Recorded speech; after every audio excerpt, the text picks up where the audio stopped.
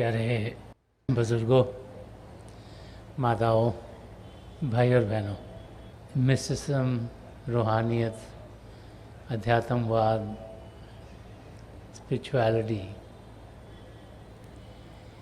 ये सब हमें असलियत की ज़िंदगी जानने को समझाते हैं। हम कौन हैं, इस धरती पर क्या करने आए हैं, इस धरती पर जो हमें और दिखते हैं उनसे हमारा रिश्ता नाता क्या है। सब कुछ जो होता है, सूर्य निकलता है, चंद्रमा निकलता है, तारे निकलते हैं, प्लैनेट्स चलते हैं, इंसान धरती पर आता है, चल बसता है। इन सब को चलाता कौन है? किसकी रज़ा में, किसके भाने में सब कुछ हो रहा है। इस समझ को पाने के लिए अध्यात्म के रास्ते पर इंसान कदम उठाता है।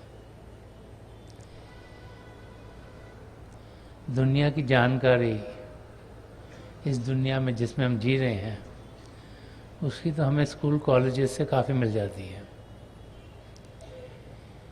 लेकिन असलियत क्या है उसकी जानकारी ढूंढना बहुत ही मुश्किल है। पहले तो हमारी समझ में ये आता नहीं कि असलियत हम जाने कहाँ से। अपने धर्मों की ओर कदम बढ़ाते हैं तो धर्म ग्रंथ कई बार ऐसी भाषाओं में लिखे होते हैं जो समझ के बाहर है, बड़े सालों से लिखे हुए हैं, और उन्हें समझे भी तो बहुत जगह एग्जाम्पल्स के ज़रिए असलियत समझाई जाती है, और हम उन एग्जाम्पल्स में डूबे रहते हैं, असलियत तक पहुंच नहीं पाते। वो सब जो इस दुनिया से अलग हो, वो इस दुनिया की भाषाओं में समझाया नहीं जा सकता। भाषाएं एग्जाम्पल्स के ज़रिए कुछ दर्शा सकती हैं, कुछ रास्ता दिखा सकती हैं, लेकिन वो जो कि इस दुनिया का ना हो उसको इस दुनिया के लफ्ज़ों में बयान कैसे किया जाए।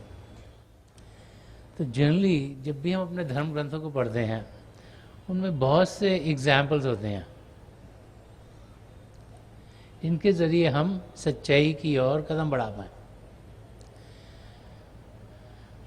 और बहुत सी बार अपने धर्म को हम सिर्फ बाहर के रूप से ही अपनाना शुरू कर देते हैं। रीति रिवाज हमारे कल्चर्स के, हमारे धर्मों के, और फिर जो बाहरी रूप से अपने अपने धर्मों की समझ हमें आती है, उन्हीं कार्यों में हम लग जाते हैं। जो उनमें लिखा है उस जैसी ज़िंदगी बना नहीं पाते, क्योंकि वो समझ के दायरे से कई बार बाहर हो जाता है। अगर महापुरुषों की ज़िंदगी की ओर देखें तो जैसी उनकी ज़िंदगी थी, अगर वैसी ज़िंदगी बना लें तो फिर तो हमारी समझ सही हो जाएगी। लेकिन बहुत सी बार हम अपने धर्म स्थानों पर जाते हैं, वहाँ पर जो रीति रिवाजें पूरे करते हैं, लेकिन उसकी गहराई तक पहुँच नहीं पाते कि असलियत क्या है, रिश्ते नाते क्या हैं।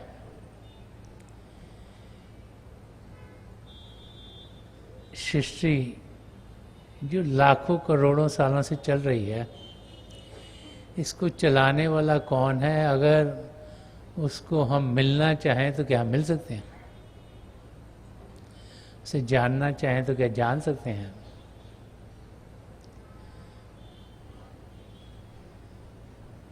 तो जो अध्यात्म का रास्ता है, जो मिस्टिसिज्म का रास्ता है, वो असलियत को हमारे सामने खोलता है और समझाता है कि असलियत की जानकारी तब होगी जब उसका हम अनुभव कर पाएंगे। ये रास्ता कोई पढ़ने लिखने का नहीं, कोई दिमागी समझ का नहीं है, ये अनुभव करने का रास्ता है। क्योंकि वो चीज़ जिसकी जानकारी किसी लफ्ज़ों में दी ना जा सके, वो तो सिर्फ अनुभव करके ही हो सकती है। एक एग्जाम्पल जो आप इस दुनिया का सोच सकते हो, जो न किताबों से समझ आ सकता है, ना ही कुछ पढ़ लिख के उसे हम अपनी ज़िंदगी में ढाल सकते हैं, वो प्यार का है, प्रेम का है, लव का है। अगर आप सोचो कि मैं कोई किताब पढ़कर प्यार करने में माहिर हो जाऊंगा, या मैं कहीं से प्यार के बारे जानकारी पाकर बड़ा अच्छा प्रेमी बन जाऊंगा, तो वो नामुमकिन है। एक इंसान को दूसरे इंसान के लिए प्रेम जागृत क्यों होता है, ये इंसान की समझ से बाहर है। आप सबने लैला मजनू के बड़े किस्से सुने हुए होंगे कि मजनू को लैला से बहुत प्रेम था, और ये भी बताया जाता है कि लैला कोई बहुत खूबसूरत नहीं थी, लेकिन मजनू को उससे बहुत प्रेम था। क्यों प्रेम था, ये समझ के दायरे से बाहर है। तो जो अध्यात्म का रास्ता है, जो सच्चाई का रास्ता है, उसकी जानकारी हम कुछ पढ़ लिख कर पा नहीं सकते। महापुरुष समझाते हैं कि असलियत जो है वो बहुत सिंपल है।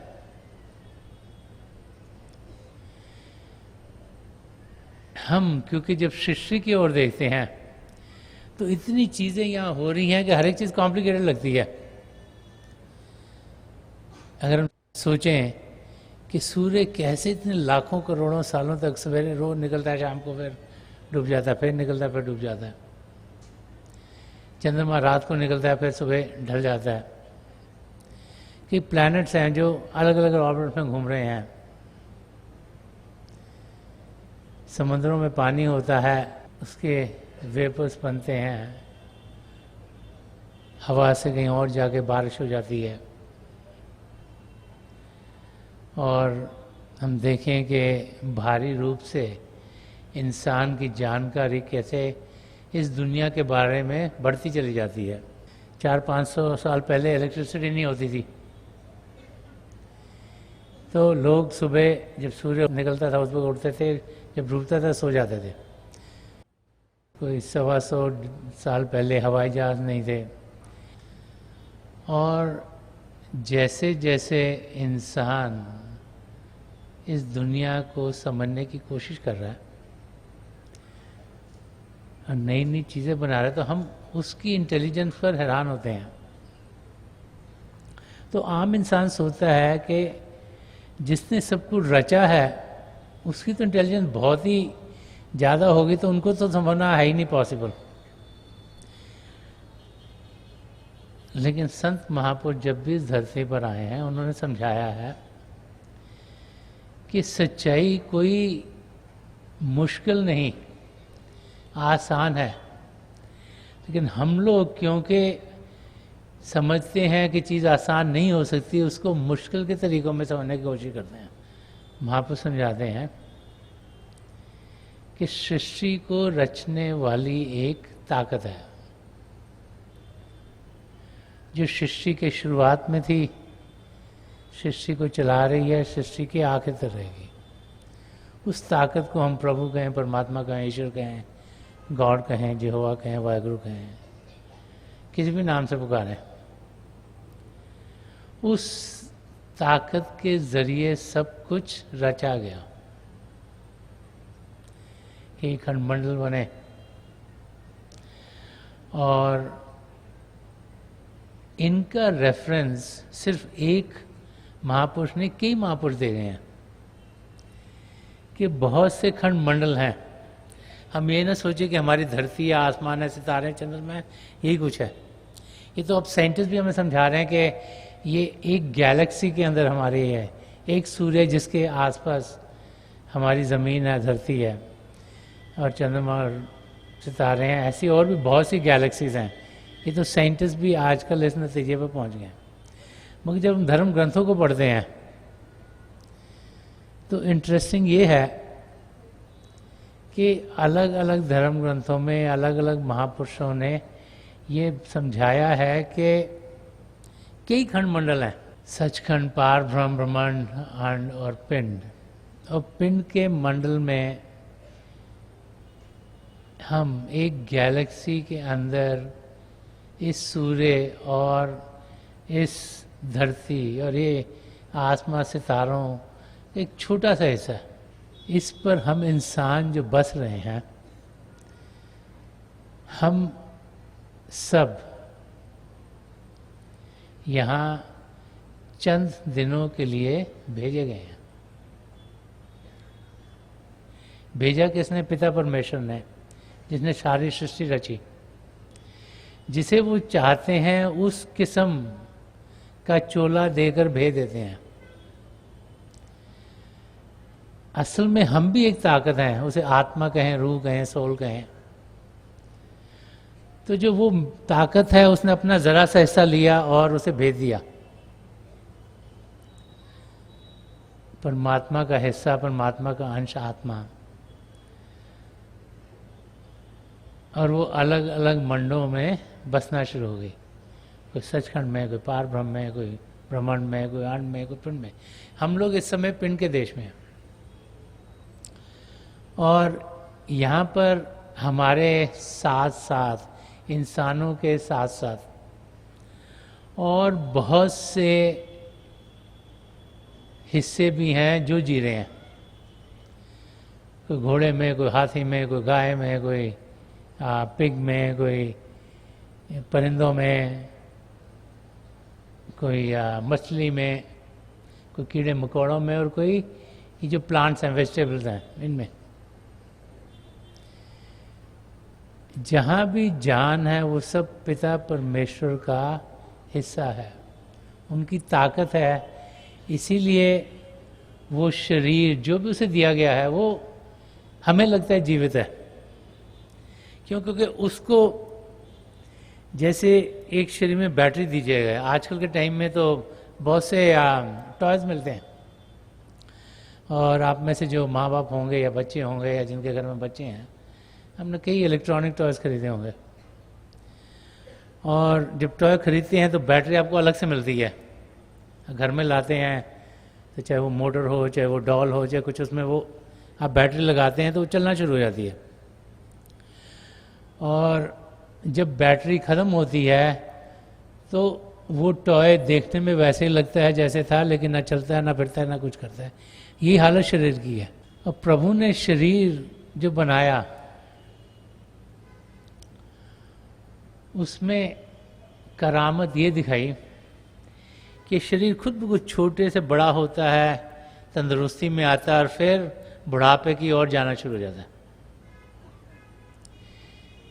आजकल के चॉइस तो एक शक्ल बनती है, वही रहती है जिंदगी भर।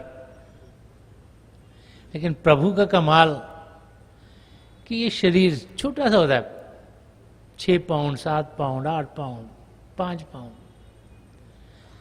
बड़ा होता है 150 पाउंड, 200 पाउंड, 250 पाउंड, 300 पाउंड। फिर बुढ़ापे में जाता है, फिर 250, 300 से फिर 200, 150 तक पहुंचना शुरू हो जाता है।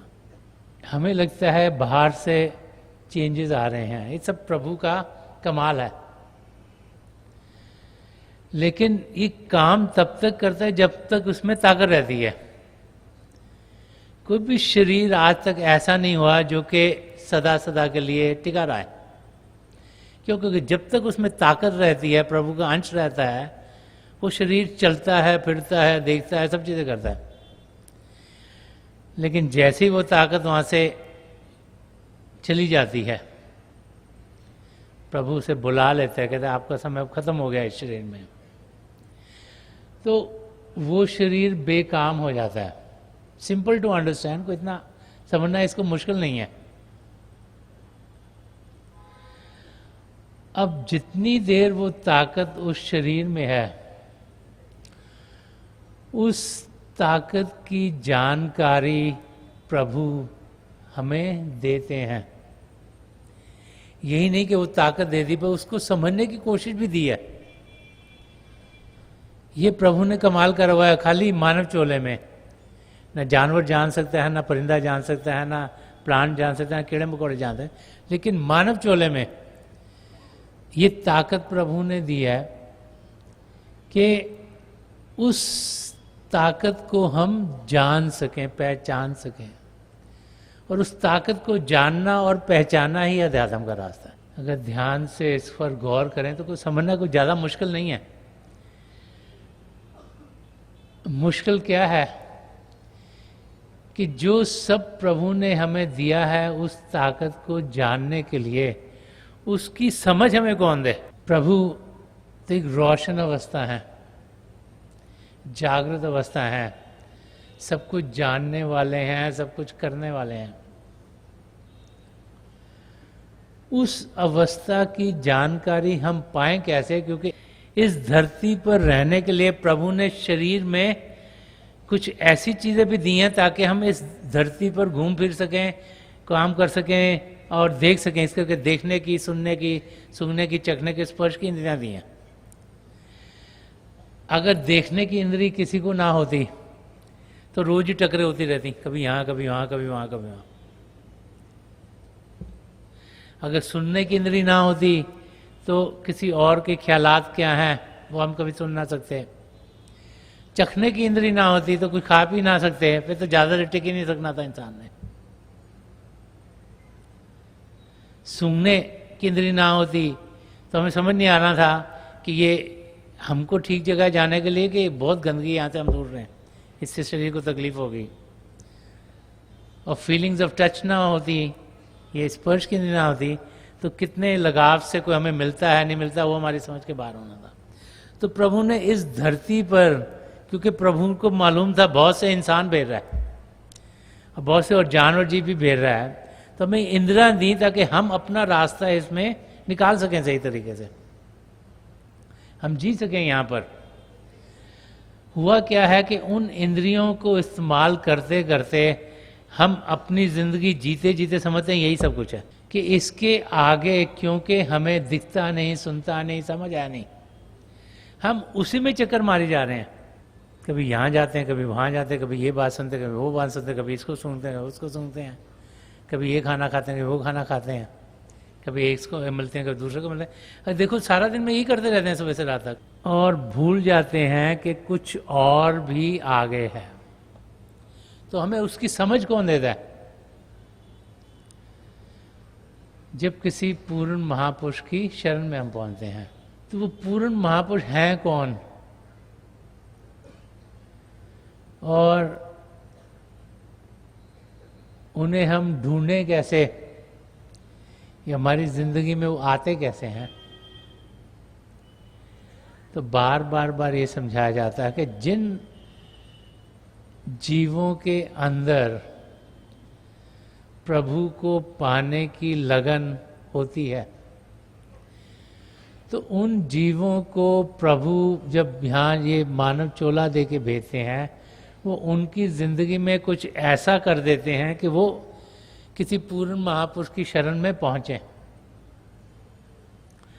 तो हम में से बहुत से तो ऐसे हैं जिसमें प्रभु ने पहले से ही डिसाइड करा है कि हम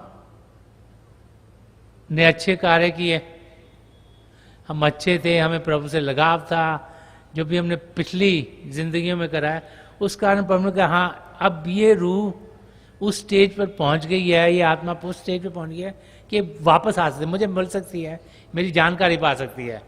तो कईयों को ऑलरेडी शुरू से ही प्रभु ने सिस्टम के अंदर वो सब दे दिया जो इसके जरिए वो किसी पूर्ण महापुरुष की शरण में पहुंचेगा। और कई बार जब किसी पूर्ण महापुरुष की दिव्य दृष्टि हम पर पड़ती है तो अगर हमें ना वो दिया हो प्रभु के जरिए, वो हमें मिल जाता है, क्योंकि वो उस टाइम्स के जो लिविंग मैसेज जिन्हें कहते हैं, जो सदगुरु हैं, वो उनकी दया के जरिए मिलता है। तो ऐसे महापुरुष हैं कौन? और उनसे हमें क्या मिलता है। संत दर्शन सिंह जी महाराज, उन्होंने हजूर बाबा सावन सिंह जी महाराज से नाम की देन ली और फिर संत कृपाल सिंह जी महाराज के साथ जीते हुए छोटी सी उम्र से ही उनका ध्यान अध्यात्म की ओर बढ़ा। तो संत दर्शन सिंह जी महाराज, जिनको अध्यात्म का रास्ता इनसाइड आउट पता था, उन्होंने बहुत कुछ रूहानियत के बारे में कहा है। तो एक जगह फरमाते हैं कि प्रभु क्या है, परमात्मा क्या है, कि हम लोग तो आंखों से देखते हैं, कानों से सुनते हैं, हमारी तो उतनी समझ है। तो ये महापुरुष जो उन प्रभु को देखते हैं, जानते हैं, पहचानते हैं, उसको उन लफ्ज़ों में बयान करने की कोशिश करते हैं ताकि हमारी भी कुछ समझ में आए कि प्रभु है कौन, उनसे मिलता क्या है, उनकी तरफ जब हम जाते हैं तो हमें मदद क्या मिलती है। हम में वो प्रभु की ताकत है, इसीलिए हम जी रहे हैं, इसीलिए हम कार्य करने के लायक हैं, इसीलिए हम चलते फिरते हैं। और हम इस धरती पर भेजे गए हैं, हम खुशकिस्मत हैं कि प्रभु ने चाहा कि हम उनकी जानकारी पा सकें, क्योंकि जिसको वो चाहते हैं उनकी जानकारी मिले उसी को मिलेगी। इतनी रूहें यहां भेजी जाती हैं एट वन टाइम, 84 लाख जियाजून है। और इंटरेस्टिंग है कि 84 लाख जियाजून संत महापुरुष ईस्ट में लाखों सालों से बता रहे हैं, और अभी वेस्ट में वो भी रिसर्च कर रहे हैं कि कितने किस्म के अलग अलग किस्में हैं। और पिछले साल ही एक रिसर्च इंग्लैंड से आई थी कि साइंटिस्ट कह रहे हैं कि 7 से 9 मिलियन के बीच में ही कोई ना कोई नंबर है जितनी के अलग अलग अलग योनियां, कि साइंस भी उस नतीजे पर कई सालों के बाद पहुंच रही है जो संत महापुरुष हजारों सालों से समझाते आ रहे हैं। तो ये समय प्रभु ने दिया है ताकि हम अपने आप को जानते हुए पिता परमेश्वर को पा सकें।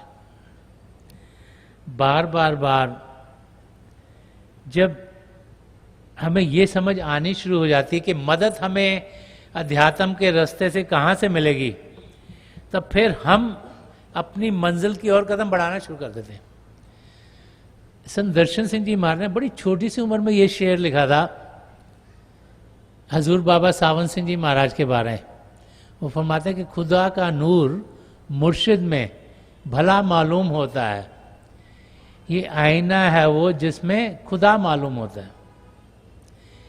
कि खुदा का नूर, मुर्शिद अपने सदगुरु को हजूर बाबा सावन सिंह को बनाए कि पिता परमेश्वर की जो ताकत है, जो पिता परमेश्वर हैं, वो मुर्शिद में भला होके उनके गुरु हजूर बाबा सावन सिंह जी महाराज में उसे खुले आम देखते थे, ओपनली देखते थे। और फरमा रहे हैं कि ये आईना है वो जिसमें खुदा मालूम होता है। कि उनके सदगुरु उनके लिए क्या थे, एक आईना जिसमें कि वो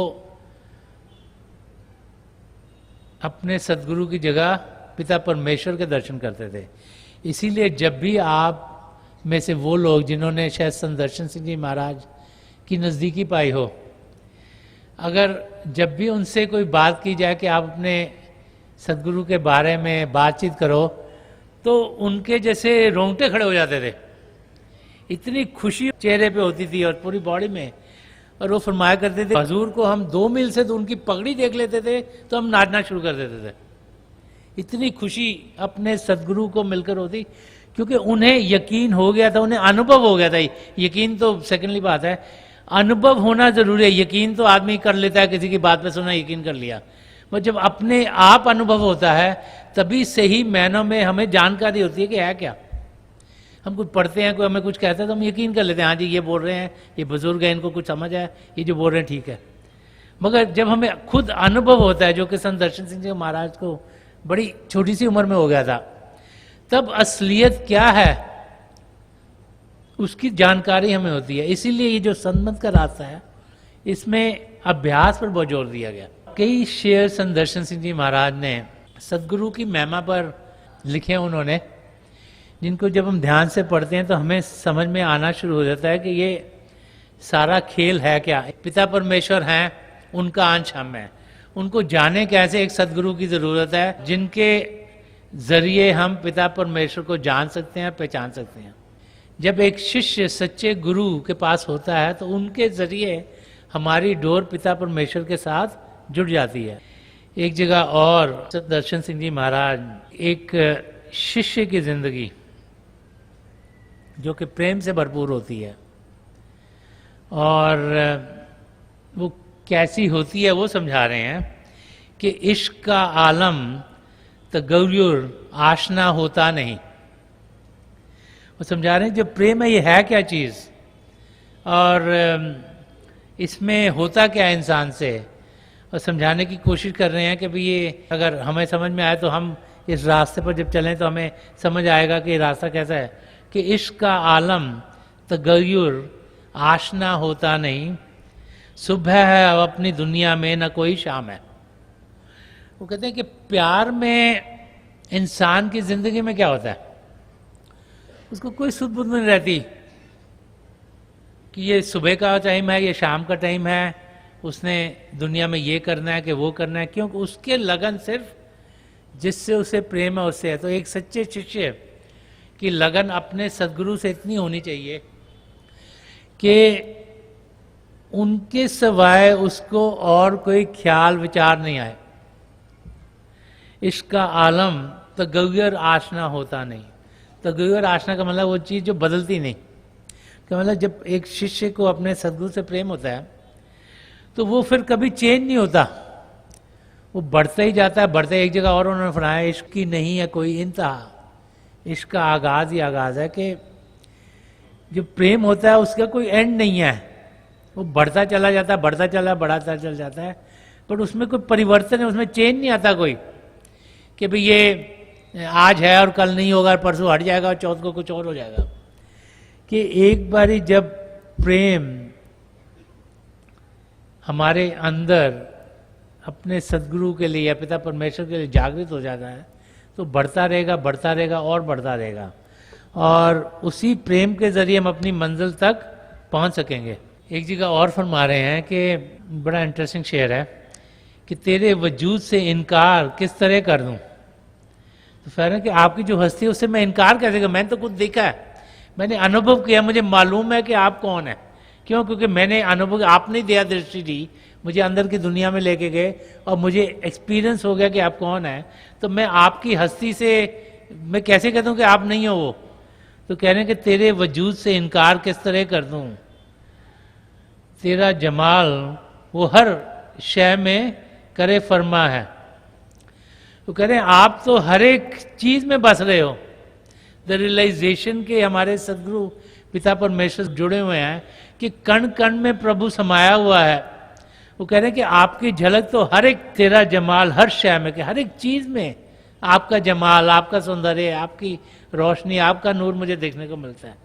तो यहाँ पर हमें संत दर्शन सिंह जी महाराज समझा रहे हैं कि एक सदगुरु क्या है, कौन है, उनकी मदद हमें कैसे मिलती है। गुरबानी में गुरु अर्जन देव जी महाराज ने इस सृष्टि की रचना के बारे में समझाया, बहुत इंटरेस्टिंग समझाया। वो समझ जो कि आसानी से हमको मिलती नहीं। एक जगह गुरु अर्जन देव जी महाराज फरमाते हैं कि कोट ब्रह्मांड को ठाकर स्वामी, हमारे करोड़ों ब्रह्मांड है, हम तो एक ही ब्रह्मांड सोचते तो हमारे समझ के बाहर है, क्योंकि हम एक ही एग्जिस्टेंस सोच रहे हैं। तो कह रहे करोड़ों ब्रह्मांड है, एक ब्रह्मांड नहीं है। जैसे अब पता लग रहा है कि कई गैलेक्सीज हैं, ये धरती एक है, ये आसमां है, सूर्य, ऐसे कह रहे कोट ब्रह्मांड को ठाकर स्वामी, कि जो करोड़ ब्रह्मांड को चला कौन रहा है, पिता परमेश्वर। वही, उसी को ठाकुर कहा है, उसी को स्वामी कहा गया, वही चलाने वाले हैं। और सर्व जिया का दाता रे, कि सब जीवों का दाता वही एक है। ये हम ना सोचे कि हमारे करके कुछ हो रहा है, हम ना सोचे किसी और ने हमें कुछ देन दे दी, कि किसी ने मदद कर दी। कौन है सब कुछ देने वाला, दाता कौन है? पिता परमेश्वर। उसी ने सारी सृष्टि रची है, उसी ने ही करोड़ों ब्रह्मांड बनाए हैं और उनको चलाता भी वो है, और जो जीव हैं जितने भी हैं उन सब का दाता भी वही है। तो समझा रहे हैं कि सब कुछ करने वाला एक वही पिता परमेश्वर, वही ताकत है जिसने सृष्टि को रचा। और अगर हमने असलियत को जानना है तो ध्यान पिता परमेश्वर की ओर होना चाहिए। इसीलिए जब हमें नाम की देन मिलती है तो दिन हमें समझाया जाता है कि हम उस पिता परमेश्वर की पूजा करें। देवी देवता किसी खास कार्य से बने हुए हैं, उनकी इज्जत हमारे अंदर होनी चाहिए, लेकिन पूजा उसी पिता परमेश्वर की करनी है। क्यों? क्योंकि उसी ने सारी सृष्टि रची है, उसी को हमने जानना है, उसी को पहचानना है। वो ही सब कुछ, वही देने वाले हैं, वही दाता हैं। अगर हम जो उन्होंने बनाया है उनके चक्कर में ही रह गए तो असलियत क्या उसकी कभी हमें जानकारी नहीं होगी। तो हमारी परवाज, हमारी ऊंचाई पिता परमेश्वर तक होनी चाहिए, तभी हम 84 लाख जिया जोन से छुटकारा पाएंगे। नहीं तो पिंड अंड और ब्रह्मांड में तो 84 लाख जिया जोन में ही आत्मा भटकती रहेगी। अगर उससे निकलना है तो हम पिता परमेश्वर की जानकारी पाएं, अंदर की दुनिया में बढ़ें, अपने आप को सही रूप में जानें और आत्मा का मिलाप परमात्मा में करें।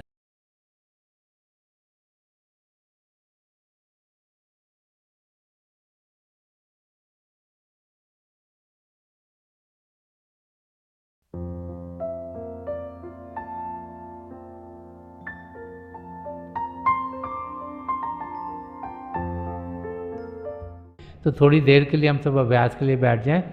आप जहाँ भी बैठे हैं आराम से बैठिएगा, अपनी आंखें बंद कर लीजिएगा। ये आई बॉल्स आँखों के डरने सीधे सामने फोकस हो, जैसे हार्ट से सामने आप फोकस हो। आंखें बंद करते ही वो भाई बहन जिन्हें नाम की देन मिली आप सिमरन कीजिएगा। और जो भाई बहन यहाँ नए हैं, आप पिता परमेश्वर के किसी भी जाति नाम का जाप कीजिएगा। जाप मन ही मन करना, ऊंचा नहीं दोहराना। मेरी प्रभु के चरण कमलों में, और जो पिछली संचि के महापुरुषों हैं, हजूर बाबा सावन सिंह जी महाराज, परम संत कृपाल सिंह जी महाराज और दयाल प्रसन्न दर्शन सिंह जी महाराज के चरण कमलों में यही प्रार्थना है कि जो जो हम सबके लिए बेहतर हो ये महापुरुष हमें दें, हमें सबके साथ जोड़ें और हमारे भीतर प्रभु की ज्योत के हमें दर्शन करवाएं। थोड़ी देर में मैं आपको इस बैठक से उठाऊंगा और मेरी शुभकामनाएं आप सबके साथ हैं।